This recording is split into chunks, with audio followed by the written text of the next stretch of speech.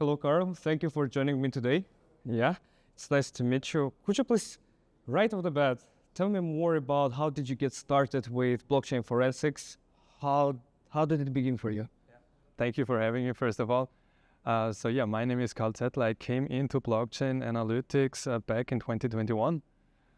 It was kind of not a straightforward way. So I've been asked by some colleagues of mine who were already since 10 years into the crypto business, and they were just asking whether I can support them in trying to building up a company. And that's how I got into the crypto business and straight into crypto forensics. And that was quite a deep dive at that moment, yes.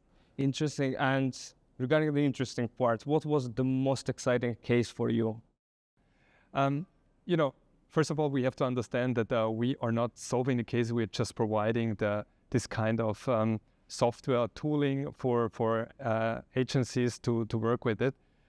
Nevertheless, we are working quite closely with the Ministry of Justice in Bavaria, and we had many cases with them.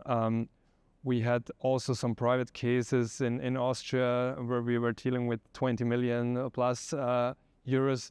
So I cannot stand out one of all these cases. There were so many actually where we tried to support already. What I find always interesting is if there are this kind of massive data, because what we realized is that victim or criminals are not working from one address. They are having plenty of addresses. They have hundreds and thousands of addresses, and the more addresses that they have, the easier it gets to work with our tool then, because we are trying to automate everything. So because the point is, if you just imagine that you have manual investigators, which are necessary, but if you have to deal as a manual investigator with thousands of addresses, this is just a big mess, and that's where we try to step in, help them to resolve that kind of cases quickly. I see. And may I wonder what was the hardest case?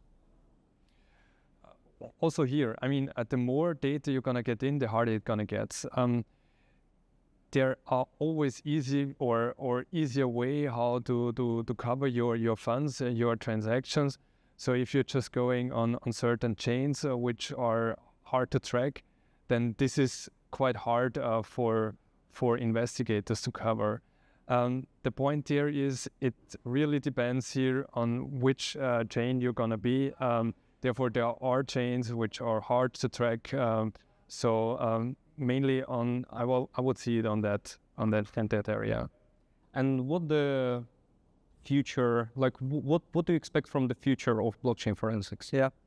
So that's a very good question. So I truly believe that there need to be more cooperation. So we still don't have an international database where you put all the tagged addresses in.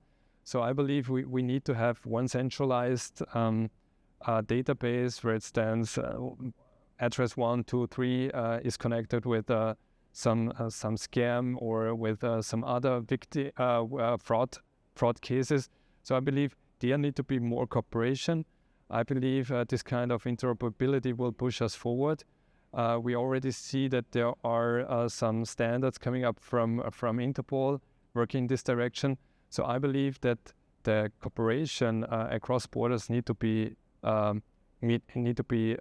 strengthened in a way that we can also, as a forensic or investigator, can also get hold on the fraudsters. And what do you think about quantum computing? I mean, I'm not an expert in this, I have to tell you. So of course this can change our lives. Nevertheless, I'm really not too deep into it to give here any qualified answer. All right, I understand. Thank you very much for coming and joining me today. Yeah. It was a very quick but very insightful interview. Thank you so much. Thank you for your time.